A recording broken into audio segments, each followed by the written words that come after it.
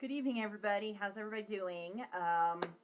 I just wanted to thank everybody that sent me messages, private messages, as well as public ones on my page for Mother's Day. That was very kind of you. I did want to talk a little bit about the virus itself because there have been, just in the past few weeks, there have been some studies that have been going on. And my one coven sister, she is actually a respiratory therapist that is having to deal with the different COVID patients. And so she was telling me about some specific vitamins that we could actually be taking that would help us to boost our immune system specifically for this virus. So she calls it the Trinity of vitamins, but it is vitamin C, vitamin D3, and zinc. So we are not getting enough vitamin D, where many people are vitamin D deficient, and they've actually been finding that people that have low vitamin D levels have 10 times more of a chance to die from COVID if they have it than people that have regular levels of vitamin D. And vitamin C, obviously, that's always going to be boosting your immune system. And zinc is another thing. She said that when anybody comes into the hospital with COVID, the first thing that they get is zinc. Now, if you take zinc, you need to make sure that it's 25 milligrams or less a day, because you actually can get sick from taking too much zinc. And I guess that some pills actually, some vitamin companies actually make like 50 milligrams of zinc. And if you take that every day, you are going to get sick from it. So just check the bottle to see what the milligrams are for the pill, for each pill. And if it is just like a whole pill and it's 50 milligrams, you can just cut them in half. It's sort of a pain, but that does work. But those three different vitamins, she's been telling me, actually help a lot. And also for vitamin D, I mean, going outside, and we're all inside a lot more right now because of, a lot of people working from home. And, you can try to get as much vitamin D as possible from the sun itself, but, you may not have sunshine every single day. And you have to be exposed to, the sunshine for about 30 minutes and have as much skin as possible exposed to absorb that. And, you also run the risk, making sure to put sunscreen on then. So, maybe it just might be easier if you just take some, just the tablets themselves rather than worrying about getting outside every single day. You should get outside as much as you possibly can for various reasons, for the sunshine as well as for just getting some fresh air and getting exercise. But a lot of people ask me why we're always having to take supplements, because I know it's annoying to have to take supplements, but we actually have sort of depleted the soil from a lot of these vitamins and nutrients and minerals that our bodies need, because we, modern farming tends to just do the same type of crop over and over and over again every single season on the same land. And that in ancient times, that was not how it was done. They would actually parcel it off, and each season they would have a different part of the land that was called fallow. It was fallowed, so they would not grow anything on it, so that the soil could regain the nutrients that is just taken away from the plants themselves. And they also would plant different things. Having the same type of crop year after year or season after season, it sucks out all of those nutrients from that same type of plant over and over again. So, it's just it's an annoying thing, I know, of having to take pills every day, and it's an extra cost. But if it's to raise your immune system, especially people that have low immune systems, especially anybody that has asthma, because you are already struggling with your lungs to have everything function properly. And so if you have asthma, you definitely want to make sure that you are taking all of these different vitamins, as well as any other types of vitamins to help boost your immune system. And so so that was one of the things I wanted to talk about, was just the different types of vitamins, and what they're finding, because I guess that there was 2 different studies that was concerning that vitamin D. So this is it's a new virus, and I often wonder if all of the tests even catch everything, since this virus keeps mutating. So it's a new virus that our bodies are not used to, and it sort of bothers me when I see posts like on social media or articles or whatever about the survival of the fittest. Well, we just need to get back to making money, so that way and just whoever happens to perish is going to have to perish just to survive, or to make the rest of the economy survive. And that's really disturbing to me, honestly, because I would hope that if we've gotten this far as a species, that we have science, we have technology, we have all of these different things that we have developed over the centuries, that and it feels like we're sort of reverting backwards if we're just tossing caution to the wind and not caring about those most vulnerable when it comes to this illness. And I understand that people are concerned about money, but well, if you're dead, it's sort of hard to make money anyway. And and it's just this is going to impact us for a very long time, and there is no easy answer, especially since the United States in particular is just so big. And having all the different states parceled out, and everybody's doing everything different. It's sort of like trying to have a peeing section in a swimming pool. It's like, is that even going to really work if each section's doing something different? But I don't know. I often wonder what our ancestors would say to our reactions to this pandemic.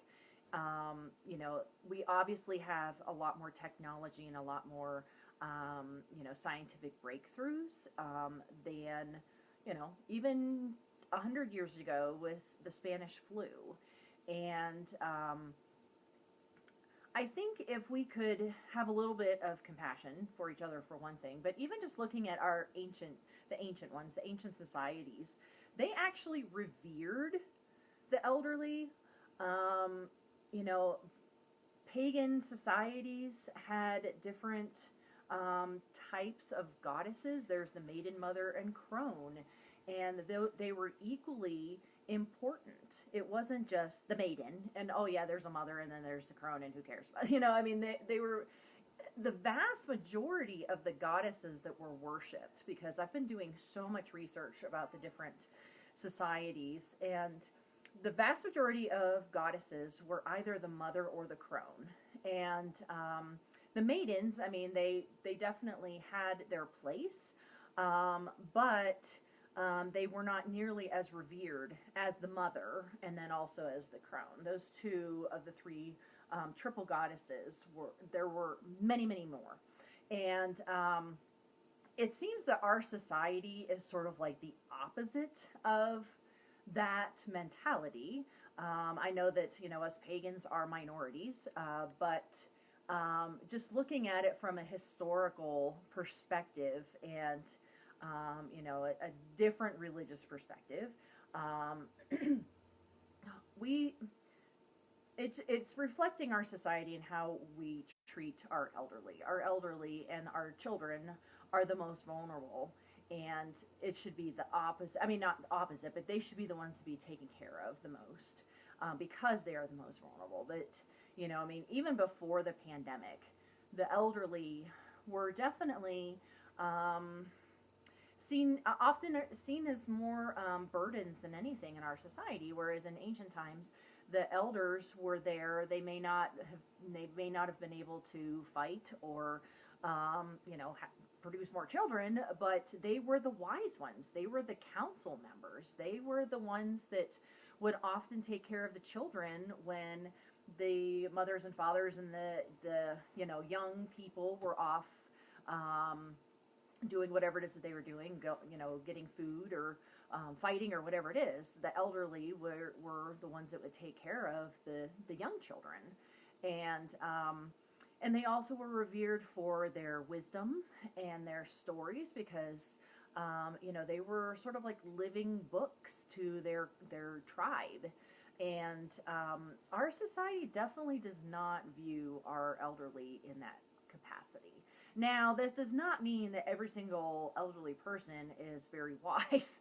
I can't argue that, but I do think that just our society in general and our views of elderly and also our views of children, that they are things that are to be molded rather than seen as beings that have come back.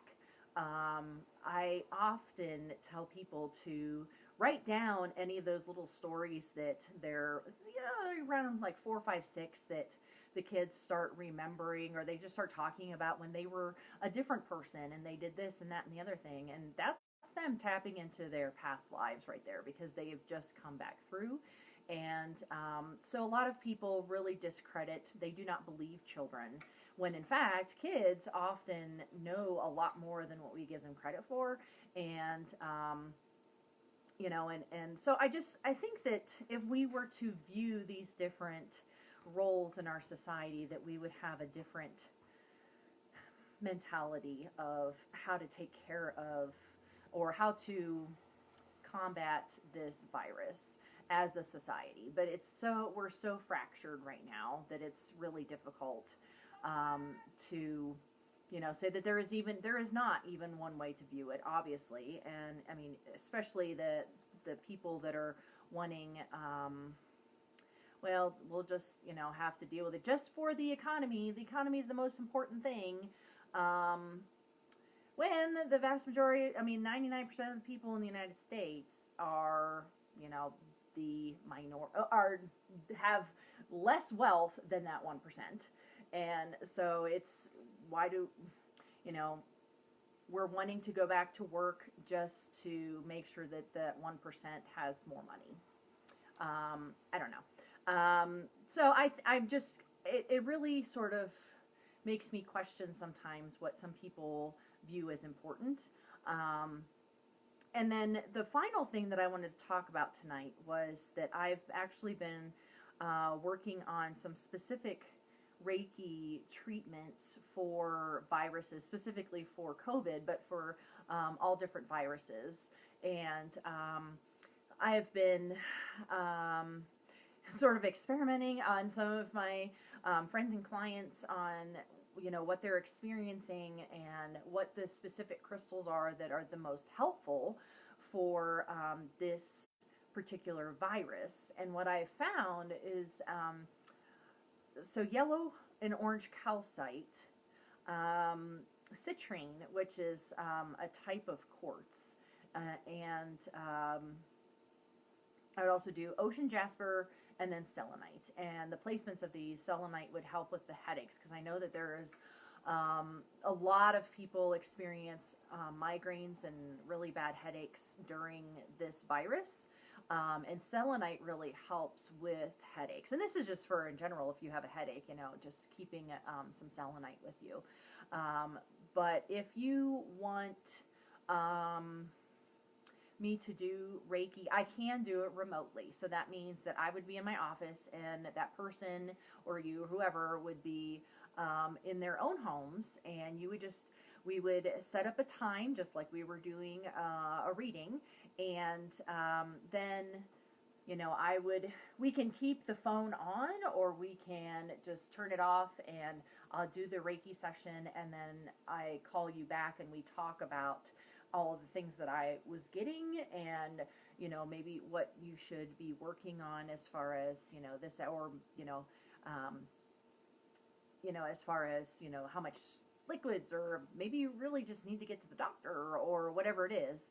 But I have been working with some different people with viruses and illnesses, and how to deal with that. And so, just let me know if you want to set up as a time for yourself, or if you have somebody in your family or friends that has COVID. And it doesn't matter if they're it could be anywhere. So, they don't have to be in the Denver metro area, because it's astral. So some people wonder how that actually works. You know, the world is not just the physical realm. And if you're watching these videos, then there's a pretty good chance that you believe more than just the physical realm. That there is the astral, there is, different realities. There's, even just looking at atoms and, string theory. I love quantum theories and studying scientific methods, and string theory within the within quantum science definitely proves. See, that's why I love science so much. It doesn't go against what I believe; it actually goes with what I believe.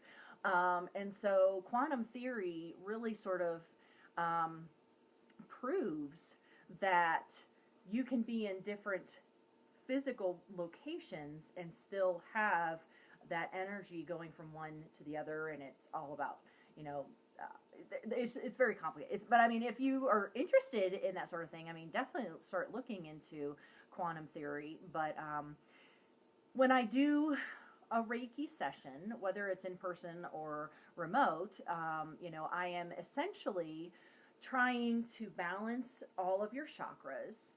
And I also go through, it's sort of like a full body scan, but it's an energetic full body scan, where I am sensing if there is, it feels like there's anything off. And I often pick up old injuries and things like that. But I also just look to see which chakras might be, way too far open, or way too closed, and that really sort of indicates some type of imbalance that you've been experiencing. So if these are just some instances, but if you've really had a lot of heartbreaks, if you've had a lot of relationships that have ended, then and you become a little bitter, then it can actually close your heart chakra, to where you're not wanting to open up for other people. And each one of the chakras represents the different type of energies that we hold within our bodies. And so that's part of what Reiki is for, is to open up, or to sense where your different chakras are, seeing if there's any blockages. But it's also, I have actually removed some, they're sort of like energetic parasites in some way. And, and I've had some clients that have had this, where they don't understand what exactly is going on with them, but it's some type of energetic parasite. And when I was doing some Reiki on someone that had a virus, viruses are living things, and so it's not like it's quite sentient. It's not sentient, but I can still sense a living being in your body when I do Reiki. So it's sometimes a little startling to me when I'm just like, whoa, there's somebody else inside you, but it's the virus, that it's not like it's, but, it maybe, I don't know, I think there needs to be a lot more studies concerning viruses and things like that. But it could be said that um, maybe maybe illnesses and viruses and bacteria and things like that are maybe a little bit smarter than what we think they are. Um, but anyway, so those were just some of the different things I wanted to talk about. Concerning COVID, because we're now into week 9, I think, of social distancing, but a lot of people are not doing that anymore. A lot of states have been opening things up, and and the most important thing is wearing a mask. I mean, this is, you can do all kinds of magic all day long for yourself, but if you don't do the common sense things of wearing a damn mask, then you're not going to be protecting yourself. And I always tell people you need to do the mundane first and then do the magic. So, it's not that difficult to wear a mask, and it is not about control. It's not that you are being controlled into doing something, and it's really disturbing to me at how people equate having to wear a mask with Nazism when obviously they have not studied anything that happened with that entire, World War II and all of that. I mean, it is the most insulting thing to ever equate wearing a mask with Nazism. And, and there have even been a lot of people here in Colorado, which, we try to think that we're, a little bit more open-minded and less jerks, but there have been people that have said, that Governor Polis is, being very Nazi-ish for saying that we need to wear masks, when in fact he's Jewish, and that was one of the most insulting things that you could say to a person when he had family members that were killed in in the Holocaust. And so, just being a little bit more sensitive to who people are, and wearing a mask is not a difficult thing. It's annoying. Yeah, okay, it's annoying. It's harder to breathe. Yes, I understand that as well. But it's to keep your own yucky germs to yourself, and it's also to make sure that whatever it is that people have is not getting into your mouth or nose. And wearing it below your nose is not doing a damn thing. So you have to wear it properly, and you need to, just wash your hands and, basic, personal hygiene here, but apparently we still haven't got that far. So, it's, we are going to be opening up everything at some point, and I really feel that we're still going to be having to backtrack a bit because we're going to have a major spike. I mean, I'm just totally seeing that. That's not just, being a psychic and everything. That's common sense and science. That when a whole bunch of people get around with each other and nobody's wearing masks, then of course, if this very contagious virus is in any one of those people, it's going to just keep getting passed around. And who are going to be the most affected? It's going to be the most vulnerable. Although there have been many, many healthy 20-year-olds and 30-year-olds that have died from this. So, it's not just those that are weaker or have lower immune systems. It's even healthy people that are dying from this. So, getting out into society and dealing with these people, and I'm just concerned that there's going to be an increase in even more violence as more people just feel that it's infringing on their freedoms or whatever it may be. But it's just making sure that everybody's safe, and it's so anyway. So that was pretty much it. Just making sure if you can, and I know that, and those 3 vitamins are not nearly as expensive as some of the other vitamins. So if you can just try and pick those up whenever you go to the store next, those are the like Brandy said, and Brandy is on the Psych Healers of Avalon website. So if you wanted to get a reading from her, you can contact her. Okay, and so is my coven sister Joy, as well as Linnea. So all of these coven sisters of mine, they are all equally awesome. I love them dearly. I would never be where I am today without my dear coven sisters.